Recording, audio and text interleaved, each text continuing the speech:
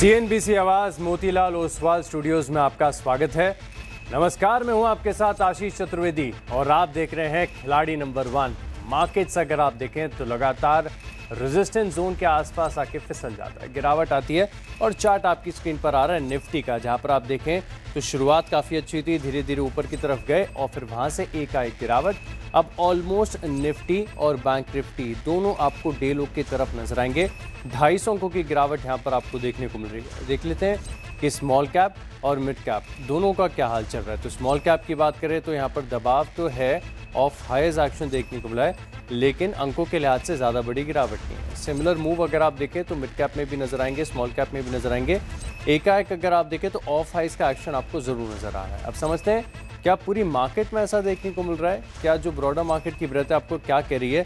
बिल्कुल देखिए, जैसे निफ्टी का चार्ट था ऐसे ये चार्ट भी आपको नजर आएगा। शुरुआत अच्छी हुई थी और 10 बजे के काफ़ी बाद तक अगर आप देखें तो ऑलमोस्ट आप ये समझ लीजिए कि 10:30 बजे के बाद से स्थिति थोड़ी सी गड़बड़ाई है और अब ज़्यादातर शेयर ऐसे हैं जहां पर आपको गिरावट के साथ फिलहाल के लिए कारोबार नजर आएगा। दबाव कहां से आ रहा है, निफ्टी को देखें तो फिलहाल के लिए बैंकिंग स्टॉक्स आईसीआईसीआई और एचडीएफसी ये अकेले दबाव बना रहे हैं। एनटीपीसी, कोटक महिंद्रा बैंक यहाँ पर भी कट देखने को मिल रहा है, लेकिन नतीजों के बाद आईटीसी, एलएनटी लगातार दूसरा दिन स्ट्रेंथ का, आइशर और टीसीएस यहाँ पर भी आपको एक खरीदारी के साथ कारोबार नजर आएगा। वहीं बात करें निफ्टी बैंक की तो यहाँ पर जो स्थिति है ये साफ ही है। आईसीआईसीआई है, एचडीएफसी है, कोटक है, ये तो दबाव बनाएंगे। ये स्मॉल फाइनेंस बैंक भी थोड़ा सा नीचे चल रहा है, लेकिन इसको थोड़ा सा ऑफसेट करने का प्रयास किया, हालांकि पूरी तरीके से नहीं कर पा रहे, लेकिन स्टेट बैंक ऑफ इंडिया है, एक्सिस है, आईडीएफसी फर्स्ट बैंक है और पीएनबी, ये स्टॉक्स ऐसे हैं जो इसकी गिरावट को थोड़ा सा प्रयास कर रहे हैं ऑफसेट करने के लिए, लेकिन फिर भी दबाव है 250 अंकों से ज़्यादा का निफ्टी बैंक पर फिलहाल के लिए। लेकिन ये हफ्ता हमारे लिए काफ़ी खास रहा है, कारण ये कि पिछले 3 हफ्ताओं के जो विजेता रहे हैं ये इस शो में फिलहाल के लिए कम्पीट कर रहा है। तो शो में स्वागत करिए सबसे पहले एलकेपी सिक्योरिटीज़ के रूपक डे हमारे साथ, यस सिक्योरिटीज से अमित त्रिवेदी हैं और सैमको सिक्योरिटीज़ के ओम मेहरा भी हमारे साथ हैं। सभी का शो में स्वागत है, नमस्कार।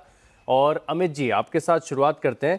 क्विकली समझना चाहता हूँ कि मार्केट अगर आप देखें तो लगातार 2 दिन से रेजिस्टेंस फेस कर रहा है, क्या लग रहा है तोड़कर ऊपर निकलेंगे कि यहाँ से प्रॉफिट बुकिंग आ सकती है? जी गुड मॉर्निंग। देखिए, इंडेक्स लेवल पे देखा जाए तो जो फॉलो अप एक्शंस जो है वो दोनों साइड पे थोड़े मिसिंग है। जो अक्टूबर लो से जो 6% की जो रैली देखने मिली, तो उसके बाद कहीं ना कहीं पे पिछले काफी दिनों से थोड़ा कंसोलिडेशन मोड में है। और जो हिसाब से मैं ऑप्शंस डेटा देख रहा हूँ, मुझे लग रहा है कि जब तक 26,100 के नीचे है निफ्टी, मोटा मोटी एक हल्का सा कंसोलिडेशन देखने मिल सकता है और पॉसिबिलिटी है कि डाउन साइड में निफ्टी जो है 25,700 के जो लेवल्स है वो रिविजिट कर सकता है। ऑल राइट, यहाँ पर एक्शन देखने को मिल सकता है। रूपक सर नमस्कार, मॉर्निंग, क्या कहते हैं सर मार्केट्स पर? जी मॉर्निंग आशीष जी। तो मुझे लगता है कि सेंटिमेंट वीक रह सकता है, क्योंकि आज जो हाई बनाया था ना 25,950 जस्ट ऊपर, तो 950 का एक रेजिस्टेंस था, 25,950 उसके ऊपर सस्टेन करना जरूरी था निफ्टी के लिए। अगर सस्टेन कर जाते हैं तो पिक्चर दूसरा होता, बट अभी फिलहाल क्या है, नेगेटिविटी रहेगा मुझे लगता है जब तक 25,950 के नीचे सस्टेन करता है। नीचे सपोर्ट रहेगा सस्टेन बेसिस पे 25,800, हालांकि उसके नीचे भी ट्रेड करते हुए दिखाई दे रहा है। सस्टेन करेगा 25,800 के नीचे, फर्दर करेक्शन शॉर्ट टर्म के लिए मुझे लग रहा है। और रिवर्सल तभी आएगा जब निफ्टी वापस एक बार 25,950 के ऊपर जाएगा। तो फिलहाल मेरा मोस्टली शॉर्ट साइड पे व्यू रहेगा इंडेक्स में, but stock specific long side में रहेंगे, मिड कैप में मेनली। ठीक बात है, तो लेवल को यहाँ पर ध्यान में रखना चाहिए। ओम सर, क्या व्यू बन रहा है निफ्टी बैंक पर? जी good morning Ashish ji, good morning panelist. बिल्कुल हमने एक मार्केट में थोड़ा दबाव ऑब्वियसली देखा है और जो कि एक लाजमी है, थोड़ा प्रॉफिट बुकिंग हमने दोनों इंडाइसेस पे देखा है। बैंक निफ्टी पे अगर हम बात करें तो जो मेजर हेवीवेट कांस्टेंट है उसमें दबाव ऑब्वियसली देखने को मिला है। और साथ ही अगर डेटा वाइज भी बात करें तो कल के भी फ्यूचर्स एंड ऑप्शन में थोड़ी शॉर्ट पोजीशन था एफआईएस का, तो कहीं ना कहीं दबाव ऑब्वियसली हेवीवेट बैंक पे ज्यादा ही रहेगा। तो अगर ऐसे में अगर हमें देखना पड़ेगा 57,500 का आज के लिए, अगर अगर हम बात करें तो आजकल अगर सस्टेन होता है तो थोड़ी सी एक सेकेंड हाफ में थोड़ी एक रिलीफ रैली आ सकती है। अनलेस एंड अनटिल इंडेक्स में दबाव रहेगा बट स्टॉक स्पेसिफिक एक्शन बना रहेगा। राइट, स्टॉक स्पेसिफिक एक्शन यहाँ पर देखने को मिल सकता है। तो एक काम करते हैं, अब करते हैं खेल की शुरुआत और सबसे पहले देखते हैं कि अब तक का प्रदर्शन यहाँ पर कैसा देखने को मिला। हफ्ता बड़ा इंटरेस्टिंग रहा है स्टॉक्स और इंडेक्स दोनों के मूव के लिहाज से।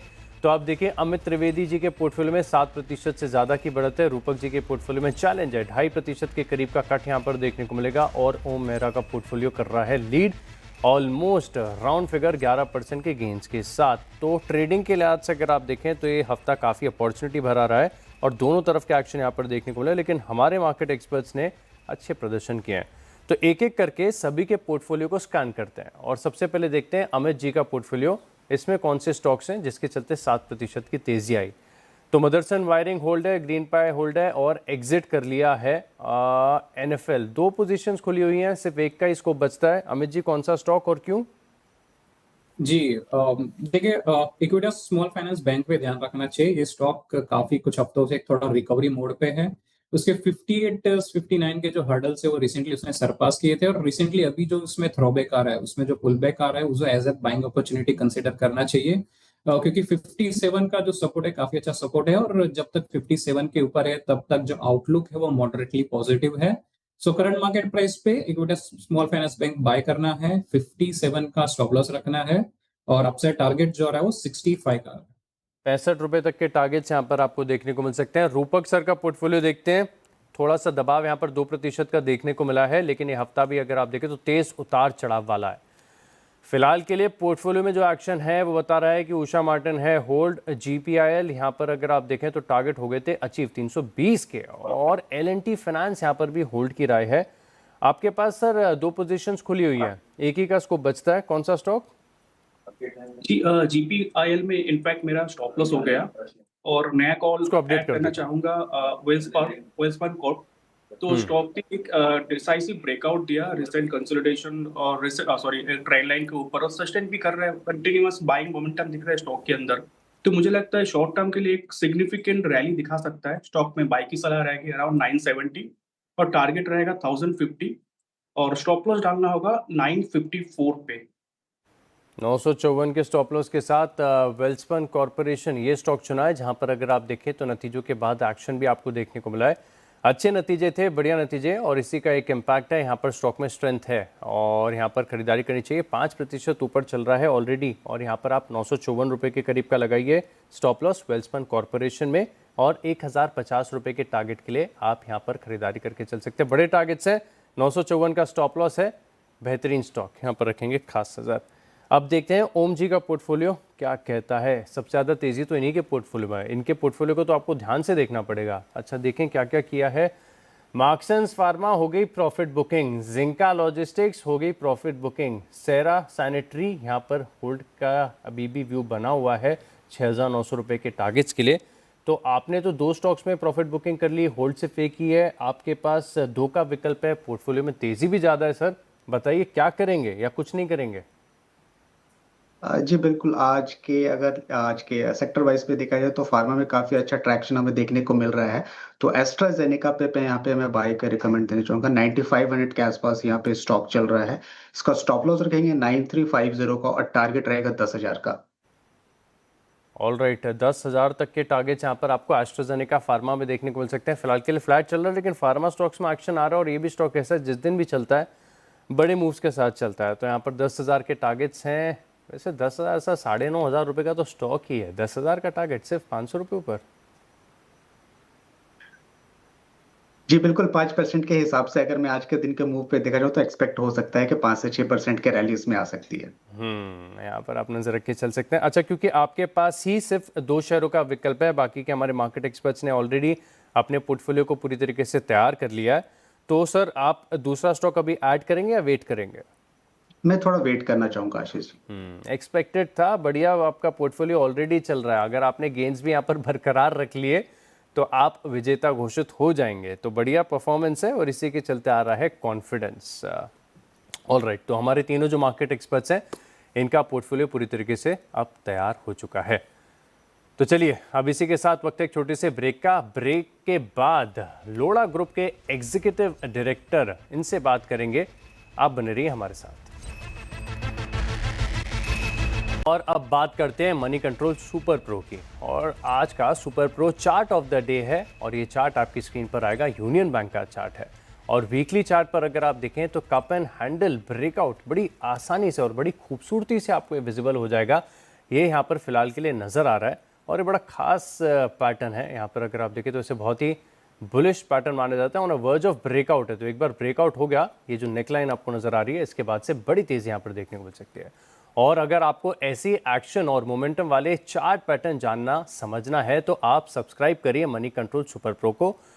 प्राइसेस और पूरे जो प्रोसेस है बहुत आसान है। बस आपको स्क्रीन पर दिए गए QR कोड को स्कैन करना है। इस फेस्टिव सीजन हम आपके लिए खास ऑफर भी लेकर आए हैं। 10 लकी सब्सक्राइबर को मिलेगा 1 ग्राम सोना जीतने का मौका। तो इंतजार किस बात का है? स्क्रीन पर जो अभी फिलहाल QR कोड आपके फ्लैश हो रहा है, इसे आप स्कैन कीजिए और ऐसे ही मोमेंटम वाले जो स्टॉक्स हैं इन्हें बिल्कुल राइट टाइम पर आइडेंटिफाई कीजिए। ऑल राइट, यहाँ पर आप रखेंगे खास नज़र और QR कोड आपकी स्क्रीन पर हो रहा है फ्लैश। चलिए कुछ स्टॉक्स की बात कर लेते हैं जहां पर बड़े तगड़े मूव्स देखने को मिल रहे हैं। इनमें से एक है नवीन फ्लोराइन और नतीजों के बाद एकाएक बड़ी तेजी यहां पर देखने को मिल रही है। शुरुआत से लेके अब तक मार्केट में उतार चढ़ाव आ गया, लेकिन ये स्टॉक ऐसा है जो ऑलमोस्ट 15% के गेंस के साथ कारोबार कर रहा है। अमित सर, आपसे जानना चाहूंगा क्या इसमें और अपसाइड बची है? क्योंकि ब्रोकरेज हाउस की तरफ से राय बहुत बढ़िया निकल कर आ रही है, आउटलुक बहुत अच्छा निकल कर आ रहा है, लेकिन स्टॉक ऑलरेडी 15% चल गया है। जी देखिए, ओवरऑल देखा जाए, ब्रॉडर आउटलुक देखा जाए तो काफी ये बड़ा एक कंसोलिडेशन फेस ये स्टॉक में देखने मिला था और इवेंचुअली जो 5400 5300 का जो हर्डल्स है उसने सरपास किए on a comparatively higher volumes और अच्छे खासे मोमेंटम के साथ। तो ये बेसिकली इंडिकेट करता है कि यस, अपसाइड पोटेंशियल अभी भी है। रेंज जो है इसकी ऊपर में शिफ्ट हुई है, 5200 मुझे लग रहा है इसका एक रिवाइज सपोर्ट बन के रहेगा। और अगर प्राइस पोजीशन अगर ऊपर में बिठाते तो पॉसिबिलिटी है कि ऊपर में 6200 तक ये जो अपमूव है वो एक्सटेंड हो सकता है। ऑल राइट, यहाँ पर आप फोकस करके चल सकते हैं, मूव एक्सटेंड होता हुआ नज़र आ सकता है। तो चलिए, जो हमारे मार्केट एक्सपर्ट्स ने इतनी मेहनत से अपने पोर्टफोलियो तैयार किया, पूरे हफ्ते यहाँ पर compete किया है, कैसा प्रदर्शन है इसको एक बार समझ लेते हैं। तो फिलहाल के लिए अगर आप देखें तो स्क्रीन पर आपके डेटा फ्लैश होगा और अमित जी के पोर्टफोलियो में आप देखें तो मदरसन वायरिंग है, ग्रीनप्लाई है, इक्विटास है। और स्टॉक्स में अगर आप देखें तो मदरसन वायरिंग ये करीब करीब 2% की तेज़ी इनके पोर्टफोलियो को फिलहाल के लिए दे रहा है। इसके अलावा अगर आप देखें तो जो रूपक जी का पोर्टफोलियो है, इसमें जो कंपोनेंट्स निकल कर आ रहे हैं बड़े ही इंटरेस्टिंग हैं। और इसमें उषा मार्टिन ये 1% की तेज़ी, लेकिन बाकी के दोनों स्टॉक बिल्कुल फ्लैट ही फिलहाल के लिए कारोबार करते हुए नजर आ रहे हैं। ओम सर का पोर्टफोलियो जहां पर अगर आप देखें तो गजब का आउट परफॉर्मेंस आपको देखने को मिल रहा है। यहाँ पर आप रखेंगे खास फोकस। और आप देखिए सेरा 1% की तेज़ी, एस्ट्राजेनेका आधे प्रतिशत के मूव देखने को मिल रहे हैं। लेकिन इस पूरे हफ्ते जो स्टॉक्स इन्होंने आइडेंटिफाई किए हैं, गजब की तेज़ी देखने को मिल रही है। 3:30 बजे तक का समय है। रूपक जी के पोर्टफोलियो में करीब करीब 4% की गिरावट यहाँ पर देखने को मिल रही है। स्टॉक्स सही आइडेंटिफाई किए, मार्केट में तेज उतार चढ़ाव। लेकिन अमित त्रिवेदी के पोर्टफोलियो में देखें तो 7.5% की गेंस के साथ दूसरे नंबर पर इनका पोर्टफोलियो है चल रहा है। और ओम जी के पोर्टफोलियो में मैसिव बढ़िया अच्छे मार्जिन के साथ आउट परफॉर्मेंस है। अब ऑलमोस्ट 12% के रिटर्न्स देखने को मिल रहे हैं। तो ओम मेहरा सर, कॉन्ग्रेचुलेशंस। हालांकि अभी तक पूरा जो कंपटीशन है ख़त्म नहीं हुआ है, लेकिन आउट परफॉर्मेंस जो आपको देखने को मिल रही है ये काबिल तारीफ़ है। बढ़िया स्ट्रैटेजी आपकी यहाँ पर फिलहाल के लिए कारगर साबित हुई। तो चलिए, आप तीनों मार्केट एक्सपर्ट्स का बहुत बहुत शुक्रिया हमारे साथ जुड़ने के लिए और अपने ट्रेडिंग आइडियाज़ हमारे साथ शेयर करने के लिए। और इसी के साथ एक छोटे से ब्रेक के लिए रुक रहे हैं, लेकिन आप कहीं मत जाइए, क्योंकि ब्रेक के बाद लोड़ा डेवलपर्स के मैनेजमेंट से हम खास बात करेंगे। नतीजों के बाद क्या ग्रोथ आउटलुक लग रहा है, आप बने रहिए हमारे साथ। चलिए, ब्रेक के बाद आपका स्वागत है और अब बात करते हैं Q2 के नतीजों पर लोड़ा ग्रुप के मैनेजमेंट से। और कंपनी के एग्जीक्यूटिव डायरेक्टर हमारे साथ जुड़ रहे हैं, सुशील कुमार मोदी। सर, शो में स्वागत है आपका। और नतीजे में देख रहा था कि काफ़ी बढ़िया नतीजे यहाँ पर आपके Q2 के देखने को मिल रहे हैं। खासतौर पर अगर आप देखें तो जो प्री सेल्स के आंकड़े यहाँ पर आपको देखने को मिले, फर्स्ट हाफ में पूरे साल की गाइडेंस आपने अचीव कर ली है। अब अगला भाग यानी सेकेंड हाफ आपको कैसा लगता है? Good morning and thank you Ashish. I know, जैसा कि आपने सही बताया, द प्री सेल्स हमारी गाइडेंस उस पूरे साल की 21,000 करोड़ की है। एंड हमने जून के एंड में बताया था कि हमारे by the end of first half सितंबर तक हम 40 से 45% के बीच में उस गाइडेंस को अचीव कर चुके होंगे। एंड आपने देखा होगा कि हमने उस 43% हमने फर्स्ट हाफ में अचीव कर लिया, मच जो कि हमारे गाइडेंस रेंज के अंदर ही है। सो देयर बाई हमारा जो बैलेंस सेकेंड हाफ का आंकड़ा है डिलीवर करने के लिए हम पूरी तरह से ट्रैक पे है। क्योंकि आप जानते हो सेकेंड हाफ नॉर्मली अपने देश के अंदर में बहुत सारी फेस्टिविटीज होती है, अच्छा टाइम गिना जाता है प्रॉपर्टी खरीदने के लिए। सो इसी समय इसी सेकेंड हाफ में हम हमारी नई इन्वेंट्री लॉन्चेस करीब 15 से 20 हजार करोड़ की आएंगी, एंड उससे हम टैप करके हम 21 हजार करोड़ का जो हमारा प्री सेल्स का पूरे साल का गाइडेंस है वो भी डिलीवर करेंगे। जो आपने सही रजिस्टर किया, business development, the new opportunities जो लैंड की हम टाई अप करते हैं, उसका गाइडेंस हमारा 25 हजार करोड़ का था पूरे साल का, और वो हमने फर्स्ट हाफ 6 महीने में ही अचीव कर लिया है। तो इसका मतलब है कि सर्टेनली जो बैलेंस सेकेंड हाफ है उसके अंदर में भी हमारा बिजनेस डेवलपमेंट कंटिन्यू रहेगा। एंड ये नंबर जो हमारा ये गाइडेंस बिजनेस डेवलपमेंट का है, इस पे हम बहुत ही सिग्निफिकेंट आउट परफॉर्मेंस करने वाले हैं। वो आउट परफॉर्मेंस वेदर 25% या 50% से होगा वो तो टाइम बताएगा, बिकॉज लैंड के ट्रांजेक्शन्स जैसे जैसे टाई अप होते हैं, लेकिन यस जर्नी आउट परफॉर्मेंस के लिए पूरी तरह से सेट है। जी जी। सर थोड़ा सा और बारीकी से समझना चाहेंगे, खासतौर पर अगर आप देखें तो इस Q2 के दौरान अगर सीक्वेंशियल बेसिस पर देखें यानी प्रीवियस क्वार्टर से, तो ये जो रियलाइजेशन पर स्क्वायर फीट है ये कैसे देखने को मिले? सिर्फ रियलाइजेशन पर स्क्वायर फीट एक्चुअली क्या है कि फंक्शन है बहुत सारे मिक्स, बहुत सारी चीजों का, जिसमें सबसे बड़ा योगदान होता है मिक्स का, क्योंकि मिक्स प्रोजेक्ट के जो मिक्स होते हैं वो कैसे डिलीवर कर रहे हैं। आई थिंक अपनी समझ के लिए ज्यादा जरूरी है कि प्राइस का ग्रोथ कैसा चल रहा है। तो इस क्वार्टर के अंदर में हमने प्राइस ग्रोथ हमारे प्रोजेक्ट्स के ऊपर में 1% का इंक्रीमेंटल लिया, इन जो कि फर्स्ट क्वार्टर में 2% हम ले चुके थे, और 1% और आकर के अब हमारा प्राइस ग्रोथ फर्स्ट हाफ के अंदर में 3% का ऑलरेडी अचीव हो चुका है। ऑल राइट सर, इंडस्ट्री में एक इंटरेस्टिंग ट्रेंड ये देखने को मिला है कि दिल्ली और साउथ की कंपनियां मुंबई आ रही है, मुंबई की कंपनियां दिल्ली जा रही हैं, एक जोग्राफिकल डाइवर्सिफिकेशन देखने को मिल रहा है। तो आपकी कंपनी के लिए geographical diversification point of view से ये क्वार्टर कैसा रहा? अगेन अपना हाउसिंग बिजनेस जो है अपने देश के अंदर में लास्ट 3 साल में एक बहुत बड़े चेंज के दौर से गुजर रहा है। उस चेंज के दौरान में अब ये फिक्स हो गया है कि कंज्यूमर हर किसी ब्रांड को अब नहीं खरीदना चाहता है, चाहे वो ब्रांड उसको वो प्रोडक्ट उसको सस्ते भी मिले, बिकॉज इस बिजनेस के अंदर में द ट्रस्ट, क्वालिटी और टाइमली डिलीवरी का एश्योरेंस बहुत इंपॉर्टेंट है। एंड इसी कारण अब ये अपॉर्चुनिटीज सही नामों के लिए, अच्छे ब्रांड्स के लिए एक बहुत बड़ी अपॉर्चुनिटी बन गई है। बिजनेस में कंसोलिडेशन का ट्रेंड कंटिन्यू है, एंड उसी के दौरान उसी को फॉलो करते हुए हाँ लोढ़ा ने डाइवर्सिफाई किया मुंबई के बाद पुणे में, एंड पुणे के बाद बैंगलोर में।